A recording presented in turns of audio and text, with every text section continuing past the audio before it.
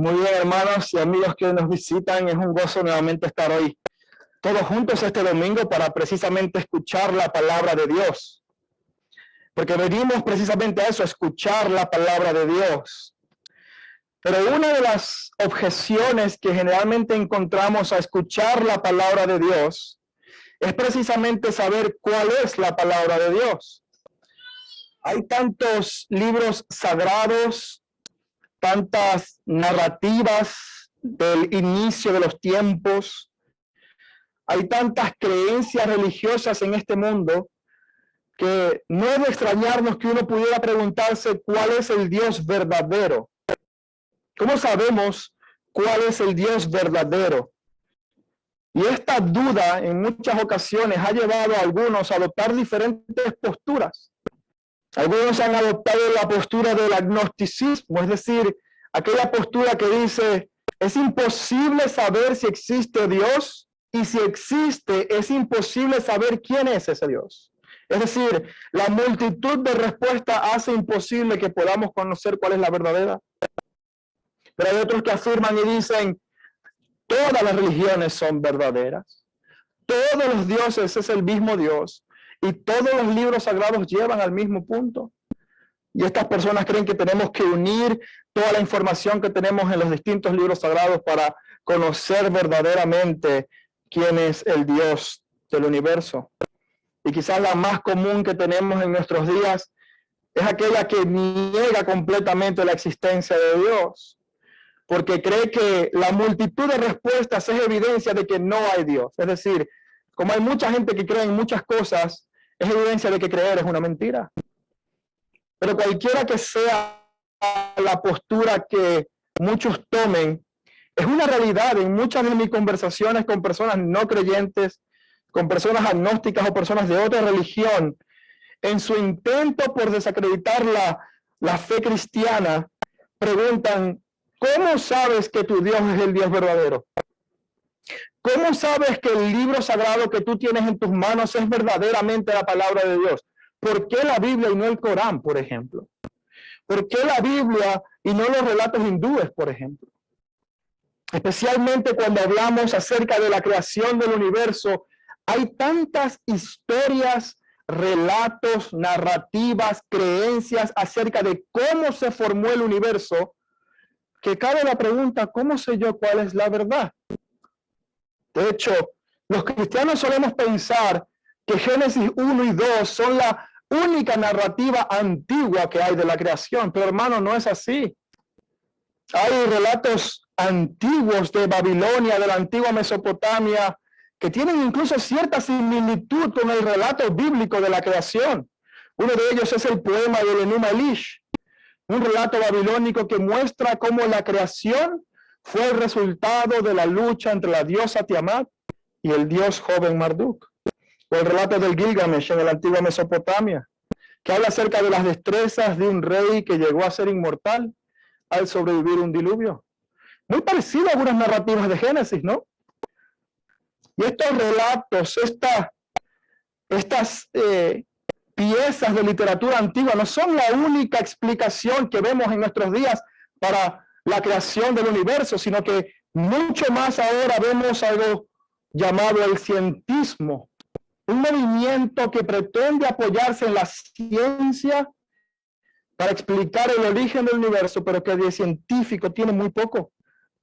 Y vamos a ver cómo la evolución, la teoría del Big Bang y todas estas hipótesis entran dentro de esta categoría, este nuevo movimiento, esta nueva religión que se llama el cientismo. Y esto precisamente nos lleva entonces a Génesis 1 y 2. Porque a la luz de todos estos relatos y toda esta otra evidencia, como creyentes debemos entender qué papel ocupa Génesis 1 y 2 en toda esta variedad de respuestas que hay, digamos, a la carta, la que usted quiera escoger. Génesis 1 y 2 nos quieren enseñar precisamente eso. ¿Quién es el Dios verdadero y cómo podemos tener certeza de que el Dios de la Biblia es el Dios verdadero? Podemos ver el diseño, la voluntad y el orden establecido por el Dios de la Biblia. Ahora, quizás para algunos esto sea un tema de poco interés, porque bueno, es mucha historia. A veces son temas profundos, tediosos. Hay quienes dicen, bueno, no es relevante porque igual tenemos ya el Nuevo Testamento, entonces da un poco igual, uno puede creer en una cosa, otra cosa. Pero amados hermanos, permítanme decirle que entender Génesis es fundamental para el Evangelio. Porque Génesis 1 y 2 nos muestran cuál es el diseño y la voluntad de Dios desde el inicio de los tiempos. Y esa voluntad y ese diseño no ha cambiado en absoluto. De hecho, la iglesia hoy en día se enfrenta en una batalla tanto con las personas de afuera como con personas infiltradas dentro de la iglesia que intentan atacar ese diseño divino para la creación. Y los cristianos tenemos que mantenernos firmes defendiendo la verdad bíblica, proclamando el diseño y el orden establecido de Dios para todas las naciones, cualquiera sean las consecuencias que eso nos lleve a enfrentar. Si no entendemos cómo Dios creó y con qué propósito, ¿cómo vamos a hablar a un mundo que está alejado de ese propósito? En la clase de evangelismo el día de hoy, nuestro hermano y pastor Peter nos enseñaba cómo responder a una de las objeciones y las preguntas en contra del cristianismo. Y precisamente dentro de esa categoría entra el origen del universo. ¿Por qué estamos aquí? ¿Por qué somos tan diferentes en la creación? ¿Qué propósito tenemos? No debe extrañarnos entonces que en nuestros días, también cuando defendamos el diseño de Dios, seamos atacados, seamos cuestionados, seamos tratados como retrógrados, como atrasados, como personas que creen en fábula. Pero hermanos, esta es la verdad absoluta, la verdad objetiva, que Dios, el creador del universo, ha establecido un orden y un diseño para su creación. Así que le animo a que me acompañe hoy a Génesis capítulo 1, versículo del 1 hasta el capítulo 2, versículo 3. No se preocupe, a diferencia del domingo pasado, no vamos a leer todo el texto en una sola sentada. Vamos a ir haciendo referencia a algunas partes del texto a medida que avanzamos en el sermón. Pero permítanme orar primero para poder pedir a Dios que en su sabiduría, con su Espíritu Santo, nos guíe e ilumine nuestra mente para poder comprender el mensaje central de estos dos capítulos que son vitales para el entendimiento de toda la Biblia. Vamos a orar. Padre, nuevamente venimos delante de tu presencia para rogarte que tu Espíritu Santo ilumine nuestras mentes, que nos dé sabiduría, que abras nuestro entendimiento para comprender las verdades que tú nos muestras en tu palabra. Señor, y te pido por mí para que mi lengua pueda proclamar con claridad, con sencillez y con fidelidad tu verdad. Que no sea mi opinión, que no sean mis ideas, que no sean cosas interesantes para mí, sino que sea tu palabra fielmente predicada y que tu palabra sea la que convenza cada corazón, anime cada espíritu y penetre cada mente para obrar según tu voluntad. Danos sabiduría el día de hoy. En Cristo Jesús oramos. Amén y amén. Lo que encontramos en la primera página de la Biblia, hermanos y queridos amigos, es la respuesta a una de las preguntas más fundamentales que el ser humano se puede hacer en su paso por esta tierra. El ser humano en su experiencia por acá, en algún momento de su vida, y eso ha tenido muy ocupado a los filósofos, se va a preguntar ¿de dónde venimos? ¿Cómo hemos llegado a este punto? ¿Y con qué propósito estamos acá? No hay ser humano en este mundo que por lo menos alguna vez haya pensado en eso, por mucha importancia que le haya dado o no. Y el libro de Génesis, en la primera página de la Biblia, nos responde esas preguntas con claridad y contundencia. Pero presten mucha atención, porque hay algo que tenemos que tener claro acerca del libro de Génesis, y es que tenemos que entender cuáles son las preguntas que pretende responder. Génesis no es un libro que, o la Biblia en común todo, no es un libro que pretende responder todas las preguntas que se le puedan ocurrir al ser humano. Si usted quiere saber cómo cocinar un lomo salteado, no vaya a la Biblia, pregúntele a John, que hace un lomo salteado muy bueno. La Biblia no tiene la respuesta para todas las preguntas de este mundo, tiene la respuesta para las preguntas fundamentales del ser humano y de conocer quién es su creador y cuál es el propósito con el que está en esta tierra. Y eso es precisamente lo que Génesis quiere enseñarnos, lo que quiere responder. Y para poder entender claramente cuáles son esas preguntas, hay tres aclaratorias que debemos hacer antes de entrar en el texto. En primer lugar, Génesis y la ciencia no están en un conflicto. En primer lugar, porque Génesis no es un libro científico. Génesis no pretende enseñarnos biología, y mucho menos biología moderna. Génesis es un libro que quiere mostrarnos la verdad acerca del origen de la vida. Pero la ciencia y la Biblia, aquello que podemos llamar teología, tienen propósitos y ámbitos de estudios muy, muy diferentes. Es decir, la ciencia y la teología no están en la misma categoría. Ambas tienen un método y un procedimiento, pero no pueden estudiar ni responder las mismas preguntas porque están fuera de su propósito y de su ámbito de estudio. La ciencia está limitada por completo a aquello que es observable, aquello que es medible y repetible. Por lo tanto, cuando usted habla acerca de la ciencia, usted tiene que entender que solamente puede responder preguntas relacionadas con el cómo y el qué. Es decir, ¿qué es esto? ¿Cómo funciona? ¿Qué es esto? La gravedad. ¿Cómo funciona? Tírate por la ventana y verás. La ciencia solo puede responder a preguntas de aquello que es observable y medible. No puede responder en ningún momento preguntas de dilema moral. La ciencia le va a decir a usted que si usted pone cianuro en el café de su abuela, ella se va a morir. Pero no le va a decir la ciencia si eso está bien o está mal, si se quiere quedar con la herencia. La ciencia le dice, eso es efectivo. Ahora tú ves qué hace. No responden las mismas preguntas. No pueden. La ciencia depende de características que puedan ser controladas para ver el funcionamiento de los fenómenos bajo ciertas condiciones. Cada vez que se cae una manzana, ¿va a caer al suelo? ¿Va a caer con la misma velocidad? Depende del peso, depende de la distancia. ¿Cómo funciona? ¿Y qué es ese fenómeno que está ocurriendo? ¿Cae? ¿En qué dirección cae? Son cosas que la ciencia puede responder. Pero la teología, por su parte, responde una pregunta completamente diferente. Si la ciencia responde el qué y el cómo, la teología responde el quién y el por qué. ¿Qué y cómo? ¿Quién y por qué? Cuando hablamos de los orígenes del universo, la ciencia está completamente fuera de combate. Está completamente fuera de su alcance porque no se puede controlar ni reproducir nuevamente el origen del universo. ¿Cómo sabe usted cuáles eran las condiciones que habían antes del origen del universo? No lo puede saber porque no lo conoce. Por lo tanto, todo esto raya en la pura especulación cuando hablamos en temas científicos. Pero cuando vemos a la teología y la palabra de Dios, vemos que Génesis no quiere explicar biología, quiere explicar quién y por qué la vida existe. Eso es como si usted viera un motor y usted va a ver que un ingeniero le puede decir a usted, mira, o un científico le puede decir, mira, el motor es esto, lo define perfectamente.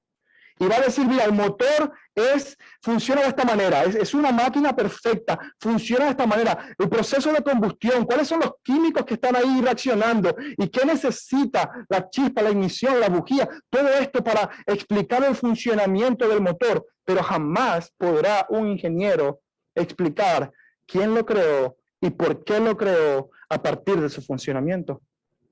Para que eso ocurra, necesita que el autor que diseñó el motor y lo inventó, diga, esta es mi creación y por esto lo inventé. Y eso es exactamente lo que tenemos que entender. No podemos imponer la ciencia moderna a Génesis, porque no es su preocupación. No es la respuesta que quiere responder, aunque ciertamente al ser palabra de Dios, tiene que ser científicamente precisa en aquellos aspectos que conciernen a la ciencia. Pero vamos a ver que Génesis es una obra literaria, por lo tanto no es un tratado científico objetivo, sino que usa la narrativa y diferentes formas de literatura para expresar la teología y el mensaje que quieren enseñar.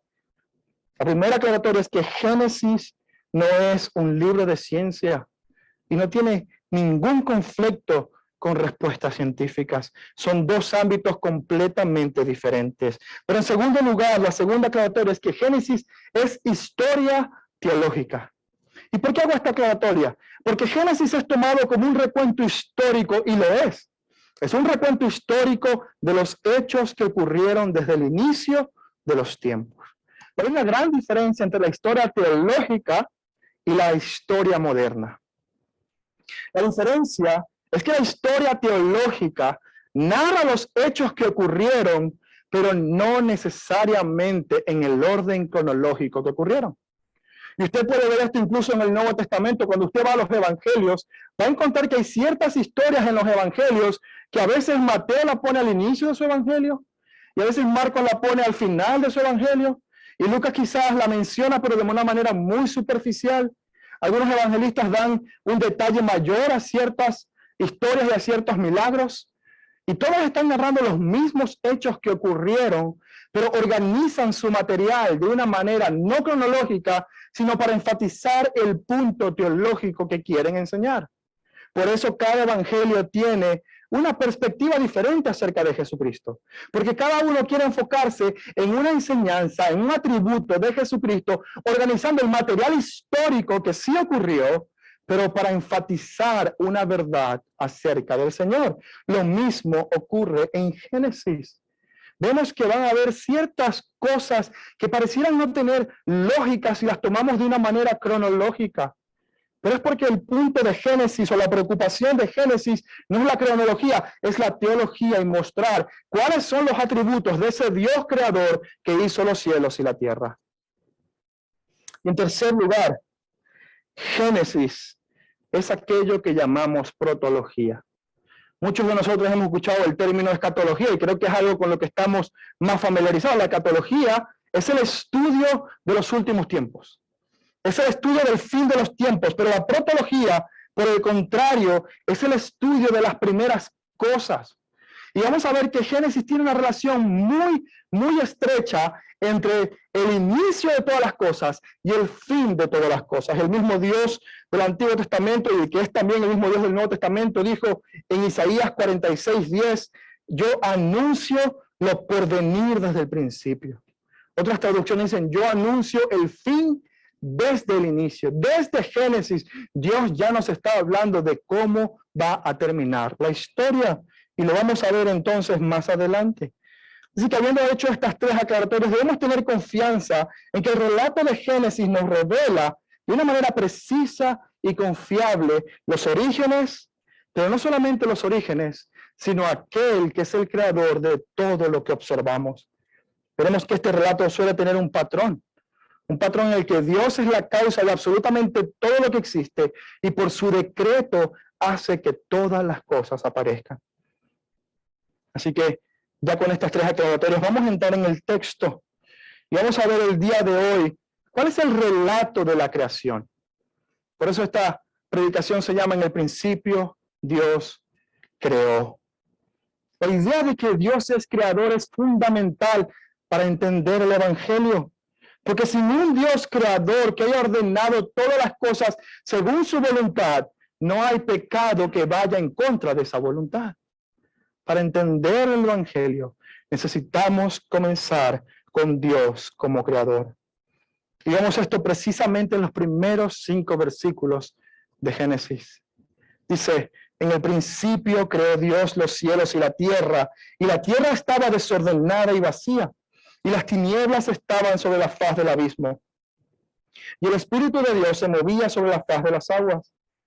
Y dijo Dios, y este es el primer anuncio. Hermanos, vamos a ver un patrón repetido. Hay un anuncio, un mandamiento, una separación, un nombramiento y una evaluación de esa creación. Vemos en el segundo versículo, dice, y creó Dios la luz, cuando dijo Dios, sea la luz. El anuncio, sea la luz, y fue la luz. Y vio Dios que la luz era buena, y separó Dios la luz de las tinieblas, y llamó a la luz día, y a las tinieblas llamó noche. Y fue la tarde y la mañana el primer día. Ese es el principio de la creación. La primera fase nos revela que Dios está comenzando su creación completamente desde cero. Completamente desde cero. Los teólogos se refieren a esto como creación ex nihilo, es decir, creación a partir de la nada. La primera frase dice, creó Dios los cielos y la tierra. Y esta expresión, los cielos y la tierra, son dos opuestos que nos ayudan a entender que está hablando de una totalidad. Como cuando usted dice, estoy trabajando día y noche. ¿Qué quiere decir eso? Estoy trabajando todo el tiempo. Usa dos opuestos para expresar una totalidad. Lo mismo ocurre en la creación. Dios creó los cielos y la tierra, es decir, el universo y todo lo que hay es producto del acto creador de nuestro Dios. Y Génesis 1 lo introduce como el creador y podemos ver en ese acto creador esos atributos de los que hablamos el domingo pasado. Pero hoy giramos entonces nuestra atención al acto creador en sí mismo. Dios, de su voz, de su poder por medio de su palabra, anuncia, comanda que sea hecho y es hecho. En el principio Dios creó todas las cosas como una expresión de su voluntad expresada verbalmente por su mandamiento. Y esto nos indica entonces que Dios es el origen de todas las cosas. En Juan 1, versículo 13 dice que todas las cosas por Él fueron hechas y sin Él nada de lo que ha sido hecho fue hecho. Es decir, nada de lo que existe, existe por otra causa que no sea Dios. Absolutamente todas las cosas. Ahora bien, el versículo 2 describe que la tierra estaba desordenada y vacía. Y esta es una frase bastante interesante. Desordenada y vacía. Y muchos teólogos se han debatido sobre qué significa que la tierra estaba desordenada y vacía. Algunos han propuesto que a lo mejor era un estado previo al versículo 1, pero es muy poco probable porque el versículo nos dice que en el principio, cuando todo comenzó, Dios creó los cielos y la tierra. Hay otros que ven en esto un estado de caos físico, incluso una expresión de maldad en el hecho de que la tierra estaba desordenada y vacía, una tierra que era hostil para la vida, unas condiciones físicas que no permitían que la vida pudiera existir en ese ambiente. Y eso nos lleva a la pregunta, ¿cómo se creó esta maldad? ¿De dónde vienen estas tinieblas que rodeaban a la creación? La Biblia no nos dice esto. La Biblia no nos muestra de dónde provino esa maldad y esas tinieblas en el momento de la creación. Pero no quiere decir esto que la maldad haya existido por siempre. El único eterno es Dios. La maldad no siempre ha existido. Un momento donde comenzó a existir. Pero Génesis 1 está más preocupado con la existencia del universo físico que la creación del universo espiritual, donde habita Dios, los ángeles, y donde estaba Satanás también. Así que Génesis quiere mostrarnos más bien cómo nosotros, los seres humanos, hemos comenzado a existir y cuál es el propósito por el cual Dios nos creó. Pero esta frase también se puede interpretar como un estado básico de la creación. Desordenada y vacía puede significar que Dios creó la tierra, pero su creación no estaba culminada, sino que iba a comenzar ahora otro proceso en el que iba a ordenar todas las cosas y a rellenar todas las cosas que había creado con seres vivos. Y precisamente eso es lo que vemos en los siguientes versículos. Más adelante vemos como dice Dios que se haga la luz, fue la luz. Y Dios separó la luz de las tinieblas. Y vemos ahí Dios creando un entorno en el cual Él va a preparar un ambiente para que todos los seres puedan entonces existir. La luz entonces aparece por mandato de Dios, por ordenanza de Dios.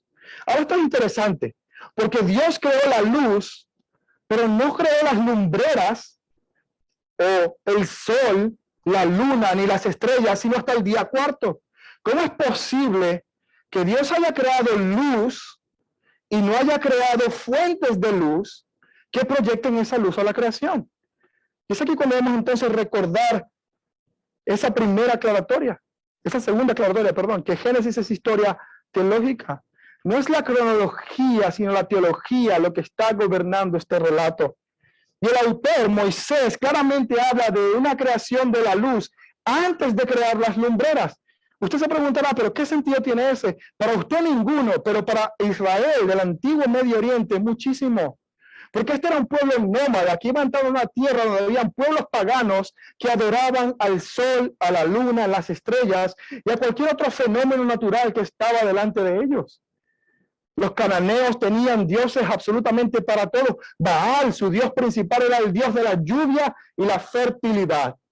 Y había dioses para la luna, para el sol y para las estrellas. Y cuando Moisés escribe esto para el pueblo de Israel, ¿sabe qué le está diciendo? Está criticando la creencia del antiguo Medio Oriente, diciendo, ni la luna, ni el sol, ni las estrellas son dioses.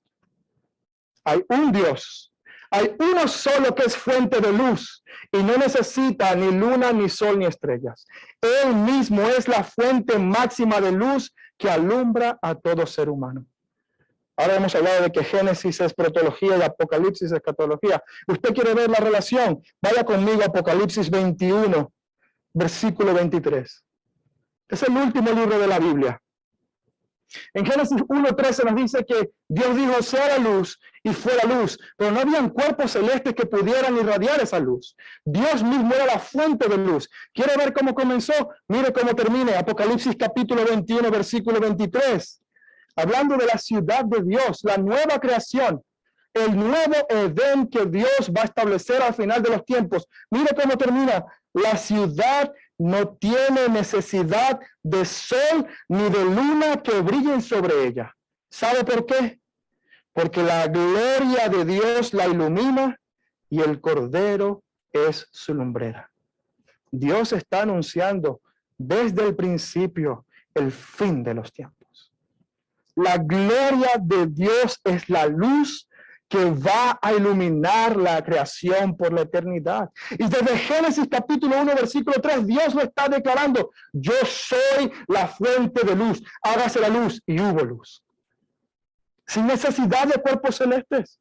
Porque Él es en sí mismo la fuente que ilumina a todo ser. El resplandor de su gloria es lo que trae luz. El mismo Evangelio de Juan dice que Él es la luz y en Él está la vida de los hombres. Esa luz que sobrepasa las tinieblas vino a este mundo. La gloria de Dios es proclamada en el tercer versículo. En el primer momento de la creación, Dios comienza a presentarse al ser humano diciendo, yo soy la luz. Fuera de mí, solo tienes tinieblas. Desde Génesis hasta Apocalipsis, exactamente lo mismo. Esto cobra mucho significado cuando vamos a la vida de Israel. Porque en el pueblo de Israel iba a entrar a tener contacto con naciones que adoraban a cuerpos celestes y ellos debían recordar que Dios es el único, que los cuerpos celestes no son más que una creación de Dios para reflejar su gloria, pero que en sí mismos no son deidades.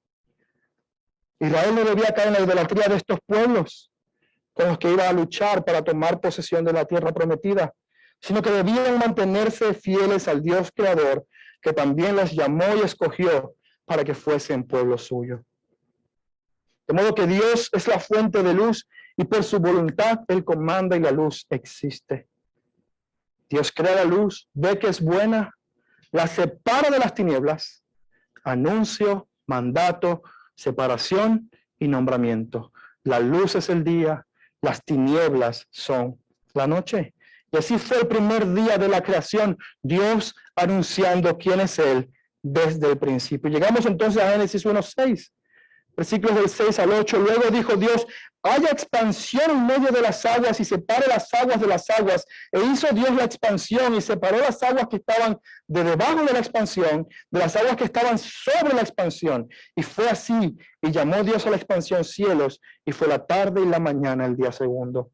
Vemos cómo Dios sigue creando, organizando, ordenando la creación, haciendo de este un ambiente habitable. Y ahora esto es confuso. Aguas de la expansión, aguas debajo de la expansión, mis hermanos, eso simplemente es separar las nubes y las fuentes de lluvia de los mares y los ríos que estaban en la tierra. Y a esta separación Dios llamó los cielos. Y fue el día segundo, la tarde y la mañana, y fue el día segundo. Dios sigue ordenando la creación para luego llenarla con seres vivos que habitarán esos ambientes. Vamos a Génesis capítulo 1, 9, versículo 9 del 9 al 13, y dice, y dijo Dios, júntanse las aguas que están debajo de los cielos en un lugar, y descúbrase lo seco, y fue así. Y llamó Dios a lo seco tierra, y a la reunión de las aguas llamó mares, y vio Dios que era bueno. Y después dijo Dios, produzca la tierra hierba verde, hierba que dé semilla, árbol que dé fruto, y que dé fruto según su género, y que su semilla que esté en él, y que caiga sobre la tierra, y fue así. Y produjo pues la tierra hierba verde, hierba que da semilla según su naturaleza, y árbol que da fruto cuya semilla está en él, según su género. Y vio Dios que esto era bueno, y fue la tarde y la mañana, el día tercero. Usted se preguntará, ¿por qué hay tanto detalle acerca de la semilla? Pues vamos a ver que la semilla es un tema recurrente y fundamental para el libro de Génesis. Y nuevamente aquí volvemos al concepto que había en el antiguo Medio Oriente acerca de la religión y el politeísmo. Había un dios Baal que era el dios de la fertilidad y el dios de la lluvia. ¿Saben qué hacían los cananeos? Cuando querían tener la cosecha, tenían orgías para estimular a Baal y que él pudiera entonces derramar su fertilidad sobre la tierra. La creencia del Dios que tienes va a determinar cómo va a ser tu moralidad. Y estos pueblos que creían en un Dios que era aquel que por su actividad sexual regaba la tierra con su fertilidad, era una idea completamente opuesta a lo que el pueblo de Dios debía creer cuando tomara posesión de esa tierra. Y Dios dice claramente, no es un Dios, es la semilla. Yo he puesto vida en esa semilla. No es la lluvia, la vida no está en la lluvia es necesaria, pero la vida está en la semilla. Es una idea completamente diferente a la que tenían los pueblos en ese tiempo. Y Dios está cambiando completamente el pensamiento de una nación diciendo, así funciona mi creación. Este es el orden que yo he establecido. No tienes que caer en rituales paganos. No tienes que estimular por medio de actividades sexuales paganas a un Dios para que haya fertilidad. La semilla y el fruto que tiene semilla dentro es lo que debe caer en la tierra para que vuelva a reproducirse el alimento. Y termina entonces así el tercer día y vamos al día cuarto. Génesis 1 del 14 al 19 dice, dijo luego Dios, haya lumbreras. Y aquí vemos por primera vez Dios creando aquellas cosas o seres que iban a comenzar a habitar ese ambiente que él había diseñado.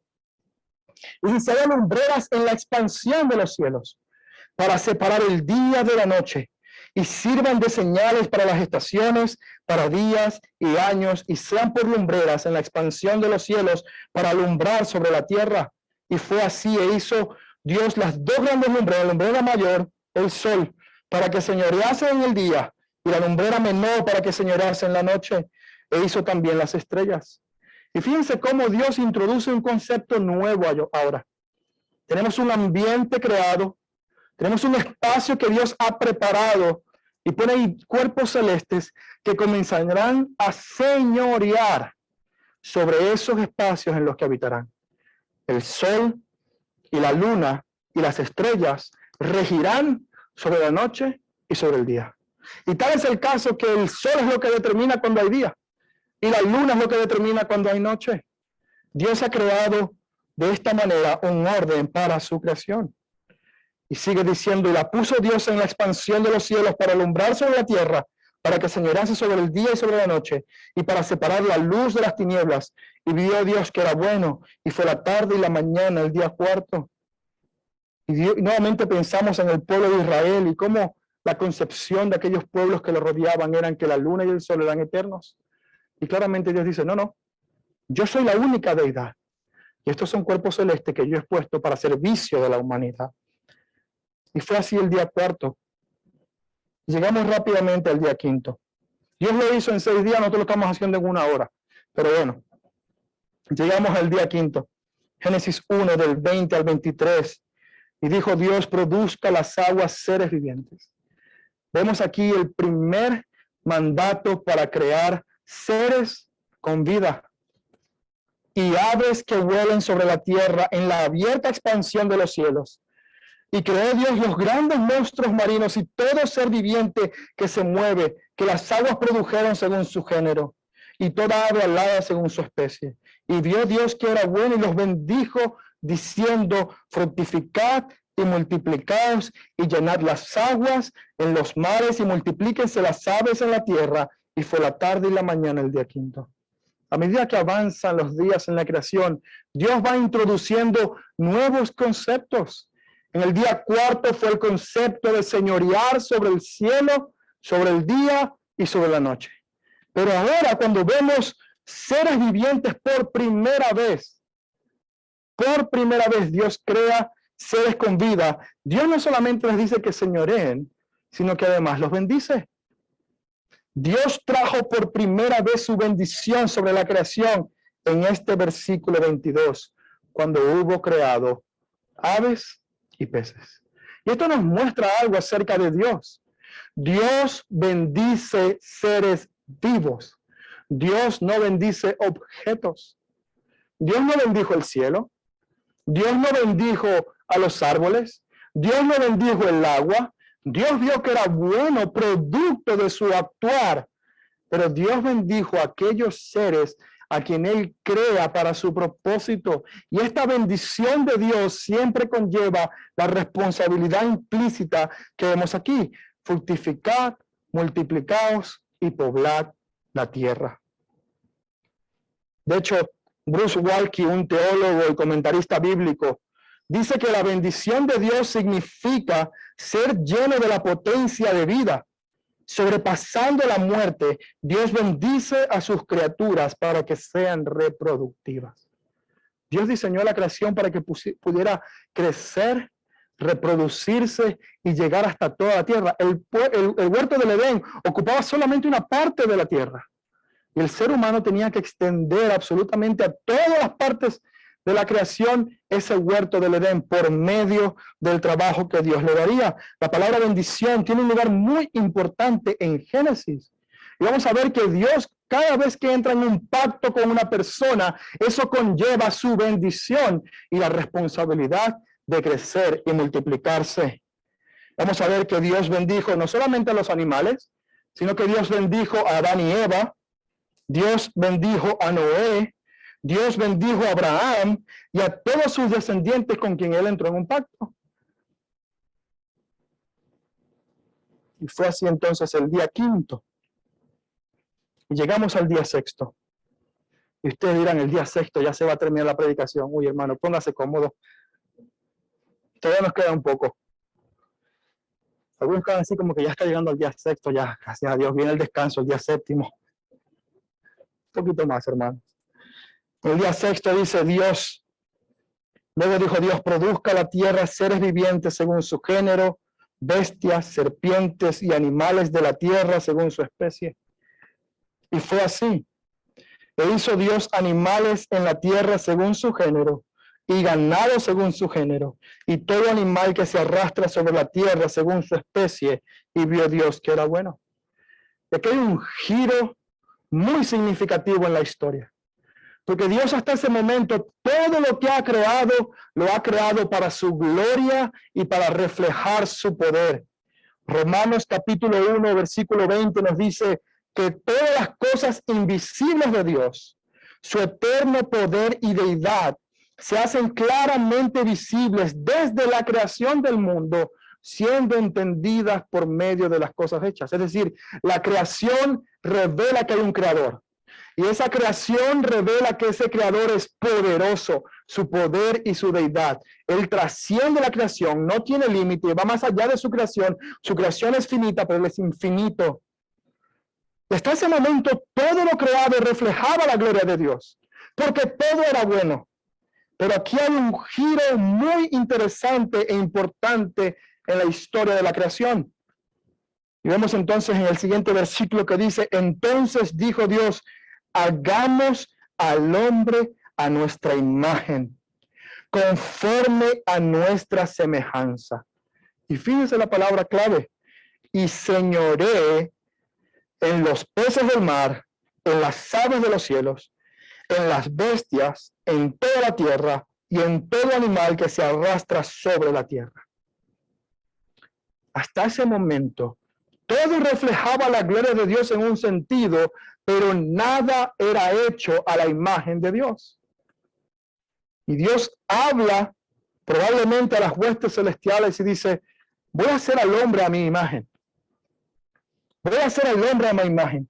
De hecho, es la primera vez que Dios no dice, produzca la tierra, o produzca el agua, o haya. Es la primera vez que Dios forma y dice, voy a crear al hombre a mi imagen y semejanza. Y el siguiente versículo dice, y creó Dios al hombre a su imagen. A imagen de Dios lo creó. Varón y hembra los creó. Hermanos, esto es una daga al corazón del feminismo moderno. Aquellos que catalogan la Biblia como un libro machista, se olvidan de que el primer capítulo de la Biblia dice que tanto el hombre como la mujer son creados a la imagen de Dios y ambos reflejan la imagen de Dios. Por lo tanto, ambos tienen la misma dignidad. Primer capítulo de la Biblia lo dice. Varón y hembra los creó. Y ahí viene nuevamente el pacto de Dios. Y los bendijo Dios y les dijo, fructificad y multiplicaos, llenad la tierra y sojuzgadla, y señoread sobre los peces del mar, en las aves de los cielos, y en las bestias que se mueven sobre la tierra. Y dijo Dios, fíjense la libertad que Dios le da al ser humano para su deleite, para su provecho, para que se puedan regocijar en todo aquello que Dios les había dado. Y dijo Dios, he aquí os he dado toda planta que da semilla. ¿Quién plantó el huerto del Edén? El hombre. Fue Dios. Fue Dios quien de su boca proclamó que fuese y fue hecho. Pero todo esto lo hizo para darlo al ser humano. Y os he dado toda planta que da semilla, que está sobre la tierra, y todo árbol en que hay fruto y que da semilla, os serán para comer. Y toda bestia de la tierra, y todas las aves de los cielos, y todo lo que se arrastra sobre la tierra, y en aquello lo que hay vida, toda planta verde les será para comer. Hay quienes dicen que antes de la caída éramos vegetarianos, hermanos. La Biblia dice que no, que éramos carnívoros en ese momento también. Hay un hermano que dice, gloria a Dios, ¿no? Una picaña bien buena. Es bíblico, hermanos, comer carne. Pero dice que Dios nos dio todas estas cosas para comer, para disfrutar, para nuestro deleite, para regocijarnos en aquello que Dios nos había dado. Absolutamente todas las cosas reflejaban la bondad del Creador, y el ser humano ahora, como la corona de la creación, como aquello que cerraba con broche de oro todo el acto creador de Dios, Dios hace un ser de la tierra y dice, en ti he puesto mi imagen. Hay una razón por la que el ser humano es diferente al resto de la creación. Hay una razón por la que el ser humano tiene una dignidad diferente al resto de la creación. Hay muchos por ahí que tratan a los gatos y a los perros como si fueran iguales a los seres humanos. Yo he escuchado gente que incluso dice, si yo veo a mi vecino ahogándose y a mi perro ahogándose, yo salvaría a mi perro. Y digo, hermanos, pero ¿qué tipo de pensamiento es ese? No que los perros no sean importantes. Yo tengo una a quien quiero muchísimo, pero jamás un perro tendrá la imagen de Dios. Cualquier ser humano, por muy malvado que sea, hasta el más malvado de todos, es creado a la imagen de Dios. ¿Sabe la implicación que eso tiene para las relaciones en este mundo? Que da igual cuán malvado sea el ser humano, merece dignidad, porque es portador de la gloria y la imagen de Dios. ¿De dónde cree usted que salen los derechos humanos? ¿Por qué a los presos se les tiene que respetar el derecho? Porque aunque sea malvado, es creado a la imagen de Dios. Si usted comienza a negar la imagen de Dios en las personas, inmediatamente va a quitar la dignidad de ese individuo, y eso va a ser excusa para cualquier opresión y martirio que pueda ocurrir. Miren lo que ocurrió en todos los genocidios de la historia. Los judíos no eran gente, era una clase inferior. La raza aria es la única, la poderosa. Otros seres humanos no son iguales de valiosos. Vamos a oprimir, vamos a matar, los que no tienen significado. La imagen de Dios está en cada ser humano, y eso es lo que nos da a nosotros dignidad y nos hace diferentes al resto de la creación. Dios nos ha hecho para reflejar su gloria de una manera diferente.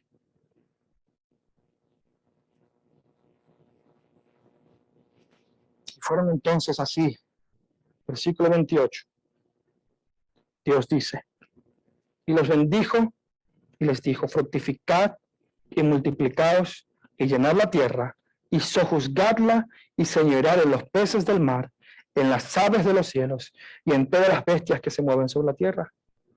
Dios le dio un trabajo al ser humano. Le dio una tarea por medio de la cual iba a representar el gobierno de Dios en la creación, en todo el universo, en el Edén y en el resto de la tierra. Vamos a hablar un poco más acerca de esto en el próximo sermón. Pero por ahora podamos simplemente conformarnos con el hecho de que el ser humano en la creación tiene una diferencia con el resto de todos los animales. Hermanos, nosotros no somos parte del reino animal.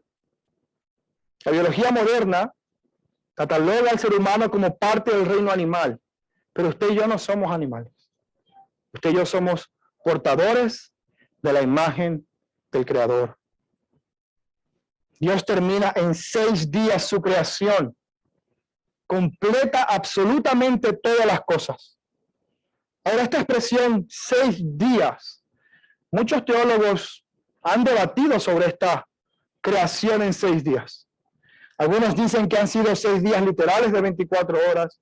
Otros sugieren que quizás no. Pero hermanos, sinceramente ese no es un debate que Génesis quiera tener. Hay personas que creen que la Tierra tiene millones de años. Hay algunos que creemos que tiene miles de años. Particularmente me inclino más a una Tierra joven, más por la gramática que el hebreo nos da, hablando de un término literal, usando la palabra yom, un día literal de 24 horas para describir la creación. Pero independientemente de eso, cualquier postura, una tierra antigua, una tierra joven, son completamente compatibles con el mensaje que Génesis nos quiere dar, que es, hay un solo Dios creador de todo el universo. Una sola deidad, que es digno de adoración y de toda nuestra veneración. ¿Qué podemos aprender de Génesis? Los siguientes versículos nos dicen que Dios apartó un día y descansó, no porque estuviera cansado, no porque su poder se agotó, sino porque quedó satisfecho. Dios descansó porque quedó satisfecho con la obra que había hecho. Es igual cuando Jesucristo dijo, consumado es. No es que Jesucristo estaba cansado, estaba sufriendo en su cuerpo mortal, estaba sufriendo, pero dijo consumado es porque verdaderamente había acabado la obra. Es más o menos parecido al sentido de que Dios dijo, voy a descansar. He completado toda la obra que quería hacer y ahora quedo satisfecho con mi creación. Pero ¿qué podemos entonces aprender de Génesis? Amado amigo, cuando abrimos la primera página, lo que vemos es la declaración de que todos tenemos un creador. Y ese creador es el que ha orquestado el diseño de todas nuestras vidas. Tú y yo hemos sido creados con un propósito. Tú y yo tenemos a alguien que es superior a nosotros, que ha determinado nuestra vida. Y la rebelión nuestra es que nos hemos enfrentado a ese diseño y hemos rechazado su soberanía. Dios es el creador y por ende es el rey, la autoridad y el soberano sobre todas las personas. Sea que lo reconozcamos o no, Él es tu creador. Y en algún momento vamos a tener que estar delante de Él para rendir cuentas y decirle, esto es lo que yo he hecho con la vida que tú me has dado, pero que te pertenece. Dios fue quien infundió aliento de vida en ti y en mí. Y en algún momento vamos a estar delante de Él para decir, esta fue mi vida. Y Él dirá, pues esa vida es mía. Esa vida me pertenece porque te la di. Todo el tiempo que tienes, yo te lo di. Yo soy tu creador, yo soy tu hacedor. Yo te he hecho de mi voluntad. Tú eres mío. No te perteneces a ti mismo. Pero todas estas otras historias y filosofías buscan apagar la idea del Creador en nuestra mente, porque pensamos que silenciando esa voz del Creador en nuestra mente, quedaremos libres para determinar nuestro propio propósito. Quedaremos libres para determinar qué me hace feliz, qué quiero. ¿Y sabe qué? Eso fue lo que hicieron Adán y Eva. Veremos en el capítulo 3 como ellos dicen, Señor, ¿sabes qué? He disfrutado de tu creación, pero ahora yo quiero buscarme la vida, como dicen aquí en España. Yo voy a decidir por mi propia cuenta qué es bueno y qué es malo. No te necesito. Rechazar al Creador significa que quieres quedar libre para hacer lo que te dé la gana. Y eso va a durar un tiempo. Durará 50, 60, 80, si tienes mucha suerte, 90 años. Pero cuando esos 90 años transcurran, te enfrentarás a la realidad de que tu Creador demandará de ti cuentas de tu vida. Queremos silenciar la conciencia que está impregnada en nosotros. ¿Sabías tú que la idea del Creador está tan impregnada en el ser humano que todavía no se ha encontrado ninguna civilización antigua que sea atea?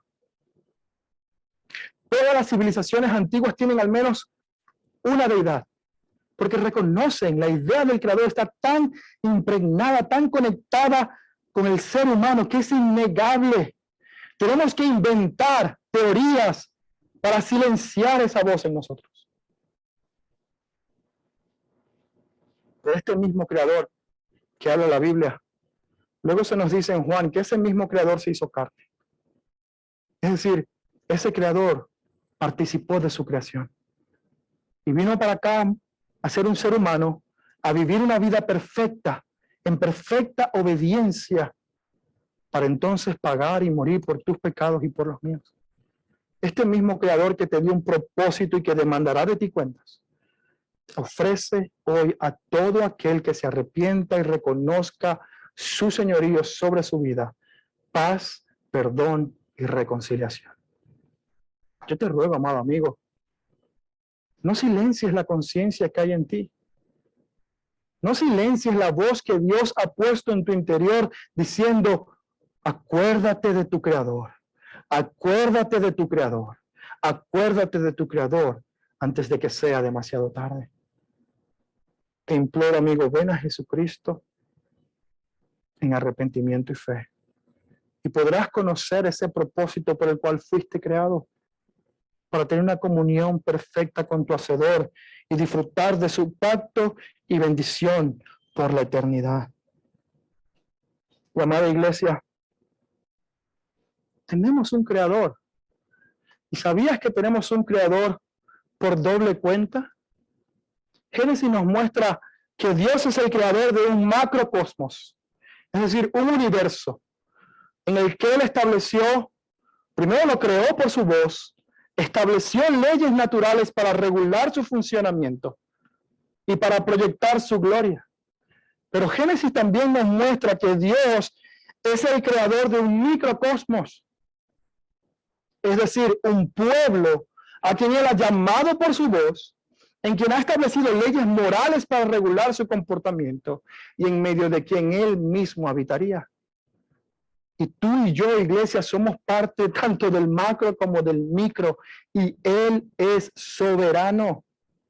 Él es el rey. La iglesia debe vivir a la luz de la soberanía y el reinado del Creador. No pensando que nos mandamos a nosotros mismos. El individualismo y el autogobierno se ha infiltrado en la iglesia de una manera peligrosa. Pero nosotros no nos pertenecemos, sino que somos pueblo suyo para anunciar las virtudes de aquel que nos llamó de las tinieblas a su luz admirable. Pero en segundo lugar, iglesia, ¿sabías que el orden de la creación, incluso el séptimo día, nos da un diseño para cómo debemos organizar nuestra vida? Cuando Dios terminó su obra y descansó el séptimo día, estaba mandando un mensaje muy importante a su pueblo. ¿Sabe qué ocurrió en el séptimo día en el pueblo de Israel? El Sabbat. Dios ordenó a su pueblo que como él trabajaba 6 días, su pueblo también debía trabajar 6 días, y el séptimo era santificado para el Señor. Nosotros como iglesia no guardamos el Sabbat porque no estamos obligados por la ley. Pero ¿sabías que el diseño de Dios se mantiene aún en el Nuevo Testamento? La iglesia históricamente se ha reunido el día domingo apartado para el Señor, para congregarse como un solo pueblo a adorar a su Creador y a su Salvador. Hoy en día muchos de nosotros parece que somos gobernados más por la necesidad física y por el trabajo que por el diseño de Dios, en el que nos manda que un día nos reunamos con su pueblo para adorarle y buscarle. No celebramos el Sabbat, pero tenemos un mandamiento bíblico de apartar un día para el Señor y congregarnos para que juntos le adoremos. Dios descansó el séptimo día porque estaba completamente satisfecho.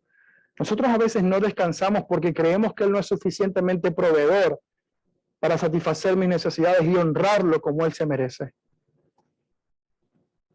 Y finalmente, la esperanza que vemos en Génesis nos recuerda la esperanza que tenemos futura. Cuando vemos el jardín del Edén creado todo perfecto, con un sustento, con una protección de Dios, un ambiente saludable para que el ser humano pudiera habitar de manera segura, y comparamos el Edén con nuestra realidad presente, si se termina ahí la historia, hermano, sería muy deprimente. Porque lo que hemos perdido en el Edén por nuestros propios medios es irrecuperable. Pero como hemos visto, Génesis nos anuncia el fin de los tiempos desde el principio. Entonces el Señor nos está diciendo, este jardín del Edén que fue perdido por tu pecado, yo lo recrearé en la nueva creación por mi Hijo Jesucristo.